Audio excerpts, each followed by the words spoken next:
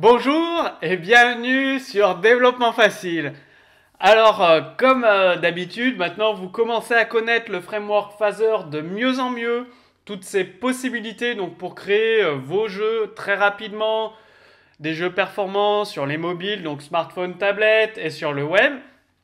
Si vous avez suivi l'émission La programmation expliquée à ma copine, avec Sandrine, on avait commencé à vous expliquer comment adapter un jeu pour en créer Pac-Man. Donc on était parti d'un exemple de code source et petit à petit, avec Sandrine, on commençait à modifier le code source pour créer le jeu Pac-Man.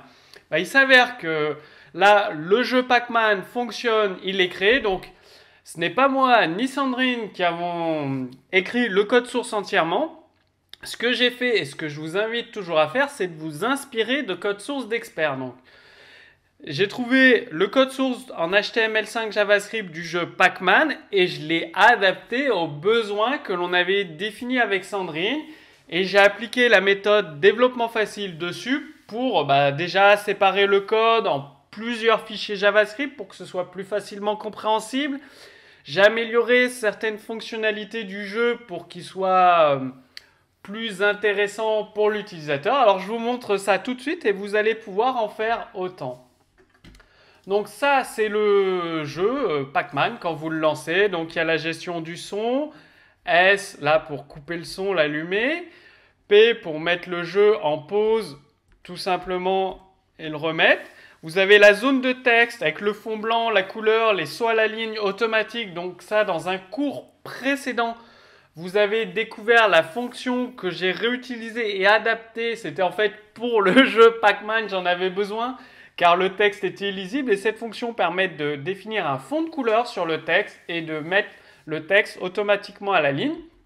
Et là, lancement, j'appuyais sur N, lancement du jeu. Donc c'est le jeu Pac-Man tel que vous le connaissez, avec les citrons, le fait que vous pouvez manger les fantômes et vous pouvez également perdre si par exemple là je tombe sur un fantôme exprès, je vais perdre une vie de perdue. Donc là ça n'enregistre pas le son du jeu, c'est fait pour, mais vous verrez quand vous testerez le jeu, vous aussi vous pourrez voir un petit peu la musique. Voilà, donc ça c'est le jeu Pac-Man qui a été défini avec Sandrine pour le mode de fonctionnement dans l'émission La programmation expliquée à ma copine. Vous avez le score qui s'incrémente ici. À chaque fois que je mange des bonus, le score s'incrémente. Voilà, le fantôme me poursuit, il m'a attaqué donc. Et là, le jeu est terminé, game over. On pourrait même rajouter, si on le souhaite, un message de game over. Ce n'est pas très bien compliqué. Alors, comment ça se passe? Comme je vous l'ai dit, vous séparez votre jeu en plusieurs fichiers JavaScript. À l'origine, le code source, tout était contenu dans le fichier pacman.js. Et moi, j'ai créé des fichiers indépendants avec les classes pour gérer les fantômes, l'utilisateur, la carte et l'audio. Et Pac-Man pour lancer le jeu et main, ça initialise tout ce qui est nécessaire. Alors on arrive dans main, dès que le DOM est chargé, qu'est-ce qu'on fait? Avec le framework Modernize, on vérifie les capacités du navigateur. Donc Modernize, c'est un framework qui permet justement de vérifier toutes les capacités d'un navigateur. Donc est-ce qu'il supporte les fichiers MP3, les fichiers OGG, quelles fonctionnalités HTML5, JavaScript il supporte. Donc voilà un petit peu à quoi sert le framework Modernize. Donc là, on va l'utiliser. Donc, est-ce qu'il supporte les fichiers MP3, OGG, le stockage, l'audio, la balise Canvas? Sinon, on affiche à l'utilisateur, désolé, on affiche un message, un navigateur plus récent est nécessaire. Sinon, on initialise la classe Pac-Man. Donc, ça, c'est la gestion des multilignes, du texte multiligne. Vous avez vu dans un cours précédent comment afficher un texte en HTML5 sur plusieurs lignes avec la gestion des sauts de ligne et la gestion d'un fond de couleur sur votre texte, donc tout simplement ici, un fond blanc. Donc Pac-Man, comment ça se passe? Donc le jeu est entièrement commenté. Les variables globales, la variable Pac-Man, la variable globale Pac-Man, un objet, donc avec des propriétés. L'objet Pac-Man que l'on initialise avec différentes méthodes, tout simplement. Et il y a la méthode init, celle que l'on appelle ici, init, où on lui transmet une div, donc la div id game div, cette div là, qui est ici, où on va faire apparaître dans cette div, justement, le jeu. Donc je recherche, voilà, et donc là on va initier le jeu sur la div, le wrapper qui est passé, et root c'est tout simplement le répertoire de base. On définit la largeur, la hauteur du canevas, on récupère le contexte 2D, ça va nous permettre d'écrire notre texte et on initialise les différentes classes. Bon, j'appelle ça des classes, plus des objets. Avec JavaScript, on simule un peu le langage objet, la programmation orientée objet. Donc, on initialise nos différentes classes et regardez, on appelle une méthode draw sur cette classe. Tout simplement. Audio, on va appeler une méthode audio.load et on charge les différents fichiers audio. Une fois qu'ils sont tous chargés, eh bien, on active les événements sur les touches presser et relâcher, tout simplement. Et on a une boucle sur la fonction main qui est ici pour gérer les différents états du jeu. Soit on est en pause, soit on joue, on coupe le son, tout est géré ici. Et donc après, vous avez vos différentes classes. La classe audio, donc on définit fonction et avec les méthodes que l'on appelle directement sur notre classe audio, ce que je vous ai montré tout à l'heure avec init, où vous créez votre objet audio et audio.load. Donc vous avez un load ici tout simplement. Et donc là, vous renvoyez les méthodes de la classe. Donc ça va permettre, quand la classe est créée, ici on fait un new pacman audio, eh bien d'appeler les méthodes .load, ça va l'associer directement à la fonction load qui est ici.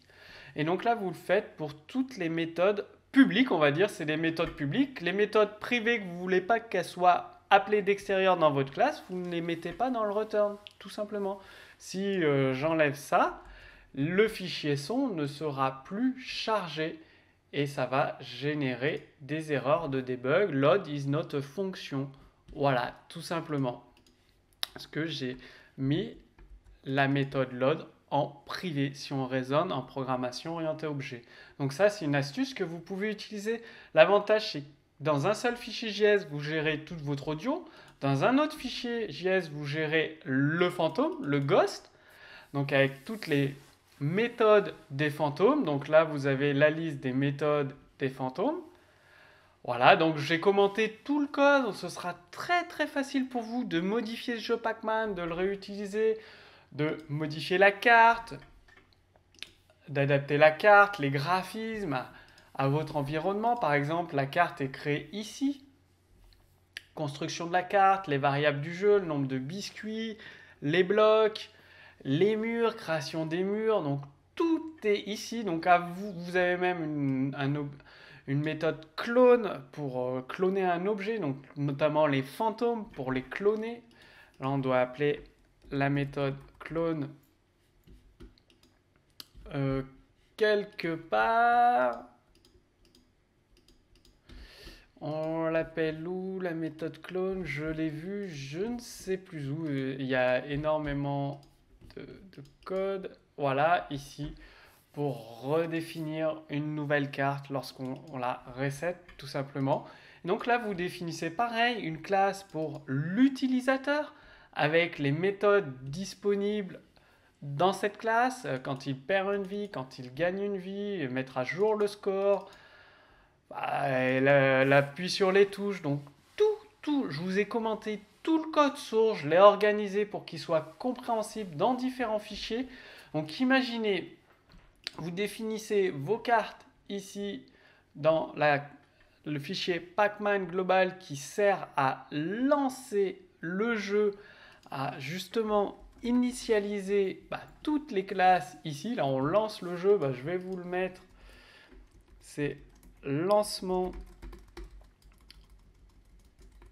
de la partie, tout simplement. Donc là, on initialise toutes les classes. Initialise toutes les classes du jeu. Et ensuite, on appelle par exemple la méthode draw. Si on regarde on est sur la map, la classe map, on recherche, on tombe sur la méthode draw qui est ici, qui elle-même appelle des fonctions draw qui sont ici. Si vous regardez draw wall, pour dessiner les murs en fait, voilà, ici elle est appelée. Donc, cette méthode avec la méthode développement facile, c'est-à-dire je vous ai mis, c'est bien simple, je vous ai mis le code source, vous pourrez aller télécharger le code source du jeu. D'origine, tout est dans le fichier pacman.js, donc vous avez un fichier peut-être de 7000 lignes. En appliquant la méthode développement facile, vous apprenez à créer des classes par fonctionnalité et par fichier. Là, on gère uniquement l'audio, on gère uniquement les fantômes, on gère uniquement le héros Pac-Man. Là, on gère uniquement la construction de la carte. Et là, on gère le lancement du jeu, la classe main. Donc, ça présente le grand avantage d'organiser votre code et de pouvoir le faire évoluer très simplement. Là, vous avez la possibilité de très simplement changer la couleur du héros, changer le texte, changer la carte. C'est d'une simplicité, enfin, je ne vais pas dire enfantine, mais ça devient beaucoup, mais alors beaucoup plus simple. Vous pouvez également travailler en équipe sans aucun problème. C'est vraiment royal. Donc, maintenant, en fait, c'est à vous de jouer, à vous de créer ce jeu, Pac-Man, de l'adapter à vos besoins. Donc, sous ce cours vidéo, vous trouverez le code source complet en téléchargement. Si vous avez des questions, telle ou telle question sur ce code source pour l'adapter à votre besoin, les graphismes, posez-les directement sous ce cours vidéo. L'équipe développement facile vous répondra avec plaisir. Et maintenant, si vous voulez aller beaucoup plus loin, juste au-dessus de ce cours, il y a une bannière, une image, un lien cliquable. Il suffit de cliquer dessus et dans la deuxième vidéo, vous avez la possibilité de bénéficier d'un suivi personnalisé par l'équipe développement facile. Donc je vous le répète, l'équipe développement facile, c'est des experts en développement dans plusieurs langages, le web, l'assembleur, le C, JavaScript, HTML, PHP, MySQL, etc., qui ont plus de 10 ans d'expérience dans ces différents langages, qui ont travaillé dans plusieurs sociétés, donc qui seront à même de répondre à toutes vos questions que vous vous posez pour utiliser tel ou tel code source dans votre projet. Vous allez apprendre également à utiliser, créer des applications, des jeux très performants, très rapidement, avec une architecture de base solide, ce qui va vous éviter 90% des bugs. Vous n'allez pas les avoir, tout simplement. Et vous aurez bien évidemment des bugs. On a toujours des bugs pendant le développement, mais il sera très très facile, grâce à la méthode développement facile, de les résoudre, de trouver d'où provient le bug et de le résoudre en 2 temps 3 mouvements. Donc, tout est dans la deuxième vidéo. Cliquez simplement sur l'image, sur le lien cliquable, la bannière au-dessus de cette vidéo. Je vous explique tout, donc je vous dis à tout de suite dans la deuxième vidéo.